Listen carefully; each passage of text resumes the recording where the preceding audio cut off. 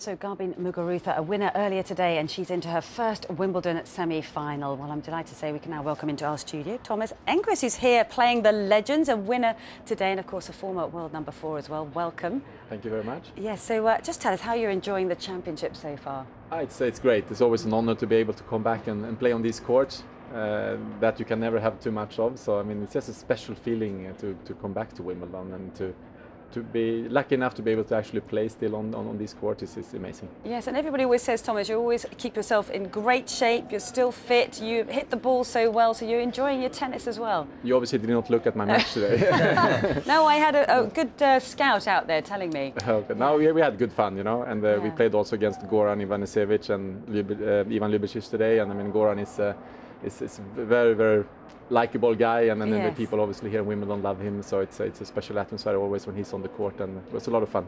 Yeah, now you two must know each other unbelievably well. Yes, we do know well, unbelievably well. I would say we know each other pretty well. Yeah, I want to ask you about the Swedish coaches. I know you coached a little bit on the tour. You helped Fernando Verdasco, and now we have Jonas Bjorkman, Stefan Edberg, Magnus still in the tournament. 2 Frenchmen, we said. There's 3 Swedes in the quarterfinals. Yeah, so why? Why are the Swedes? Why are we so popular as coaches? Seriously. Can I give 2 answers? Yes. The first answer is that it's actually a lot of, if I can call it, old players who's actually back on the tour. If you also go back to it's a lot of French coaches, old French players on the tour. It's a lot of Spanish.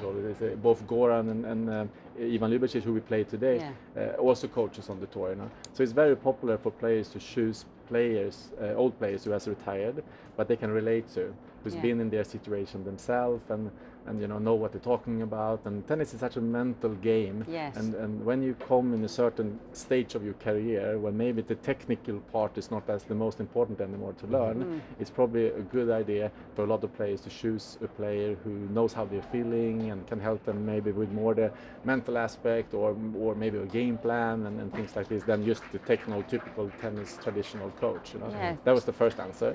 Second answer is I think that the Swedish mentality, I think a lot of people look for us as a coach because it's pretty calm. I was going to say it's pretty structured and steady, if I can use Why the word. is that? It's the same every day. Yes. Is it just a cultural thing in Sweden that you are just brought up to be calmer and more polite on the court? I don't know. Because all of you, I can't think of one Swede that explodes and loses their rag.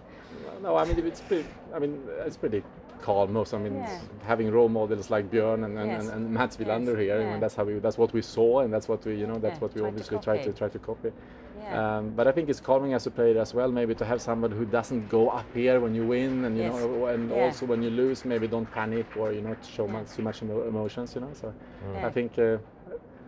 Then also, of course, it gets a little bit like if somebody's doing well, that then maybe some other players wants to try the same tactic. Yeah. What about Magnus? Oh, go on. No, Mats, what do you think of the Andy Murray and Ivan Lendl? They didn't last very long, but obviously Ivan Lendl helped Andy Murray win 2 Grand Slam titles, which is why he was hired in the first place. Is that going to be a tendency that they learn from the top from the former players in 2 years? Okay, I know everything I know now that I needed that I didn't know before, and then the ex-players are not really that interested in traveling for 5 or 6 years? Good point, I would say. Yeah, because we called it the other day, and you didn't, I'll take the blame. Babysitting. They're not interested in babysitting, and I'm not saying they're babies, but that's an easy term, because a lot of it is just go through the motions, you work as hard as possible. Is that what's going to happen? I think so, and also maybe sometimes you will see some shorter relationship, because exactly what you say, an ex-player most likely would maybe not be, he would not be afraid to say the truth, right? And he wants obviously to do well, and he's competitive, but he might not need the job that badly that he's afraid to lose the job. Right. So he will be able to tell the truth, factor, isn't it? And then the player might not like it, and there can be arguments, and you can also see that some coaches would maybe not stay that long. But at the end of the day, that's exactly what a coach should be able to do, and that's what's tough in tennis, because a football coach, he's actually deciding the team, and he can put the star on the bench if he wants to. Which a tennis coach is actually the tennis player who is the boss. So he's actually choosing the coach, and that's the relationship is a little bit hard. But I think it's important that the coach, especially with the top guys, that you have that. what can you say, attitude, you know, towards your players, that you are there to tell the truth, even sometimes it's not so funny to hear. What do you think is the biggest thing that Magnus Norman has brought to Stan Wawrinka's game? Because clearly it's had a huge impact, because since he started working with him, Stan's tennis has gone in one direction, hasn't it? It's just won his second Grand Slam. So what do you think he's brought to his tennis? A structure, I would say. It's this everyday work, you know. Magnus is so good at this, you know, to come every time he goes on the court, every time he puts himself into something, he's 100% dedicated. Right. And he has been able to get Wawrinka dedicated about his tennis. I mean, we all knew how incredible talented he is, and I mean, he's probably the biggest shot maker in the game, you know what I mean? But he was maybe not as structured as he needed to be. He was not as dedicated as he needed to be, and Magnus got him to be that. And so just more hours on the court, is it, and more in terms of fitness? More the right hours, I would imagine. Right. I don't maybe think that he maybe practice more. That I don't know, to be honest with you. But I definitely know how Magnus works. I know him really well, and he's very dedicated. And it's the right hours. It's the right dedication to every practice and every match and so on. And that pays off in the end. Yeah, methodical approach. What do you think of the next one, Stefan Edberg and Roger Federer? What can anyone possibly bring to Roger Federer? And how surprised are you that Stefan Edberg is coaching, first of all, between two Swedes? Yes.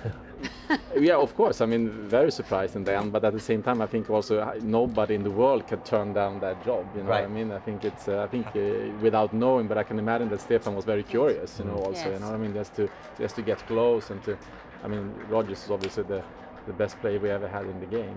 But that's what without again knowing, but what I see in this relationship is that I think that he has brought the joy back to Roger Federer's game, the motivation. I think that Federer is actually enjoying playing when Stefan is watching. And I think that has, you can see that when he plays a 250 tournament, or if he plays on the Wimbledon center court, he enjoys, he's always motivated to play when Stefan is watching. And I also think that obviously he has helped him with the net game, and they have, I know that they have worked on his serve a little bit, and I know that they you know, the philosophy of the game, of course, they have worked on as well. But I think definitely that Roger is enjoying playing when Stefan is watching, and I think that's important as well. Yeah, because Stefan was a big idol of Roger's, wasn't he, when Roger was coming through? So do you think he's brought, you know, obviously short up-tempo tennis, we're calling it, where he's shortening the rallies, but has that enabled him to have more longevity in his career, do you think? Because he's not playing these long, drawn-out rallies, what we were seeing a couple of years ago between Rafa and Djokovic. I mean, his points are pretty short now, aren't and they? I think that's definitely something that they have worked on. That's definitely something that they have worked on, and he's finishing also much more points at the net. Yeah. And he's going for earlier attacks than he did before. You don't see him shipping that many backhands back and forward. He turns the ball down the line much quicker. Before he could stay longer in the cross-court rally, and this is definitely intentional. Do you think that he's under pressure, Stefan, to bring this 18th Grand Slam title, the last one that everybody's talking about, which I'm not a big fan of talking about because he's won 17, doesn't need another one. Do you think he's playing to win another Grand Slam? I think so. I think it definitely. I mean, he knows he can, but that's not why he's playing. I think he plays because he loves it. Right. It really. That's what's it's so. For me, that's what's so great about Federer. Yes. With everything he has achieved, every time he goes on the court, it looks like he still enjoys it. And that for me, it's fantastic. Yeah. What about Jonas and Andy Murray? Were you surprised by that appointment, or you think it's a good one? What do you think of that? I think it's a good one also. I mean, it's Jonas has played so many matches, both singles and doubles. He's been part of everything. He has the routine. I don't know exactly. Well, Andy said he wants on the return of serve and also on the volley. He said he wants some help with that, and that's what he's looking for out of his game. Could definitely see in the French. I was thinking that he was definitely more aggressive on the opponent's second serve, and that's something I can believe that Jonas brought into the game. Yeah, fascinating stuff. No, so, who's going to win then? Put you on the spot before the quarterfinals. I think Djokovic pulled it out in the end. And I think a match like this he had now, coming back from 2-0, it's like one of those matches that would help him when you get through one of those matches. I think before the tournament I thought either Djokovic or Andy Murray.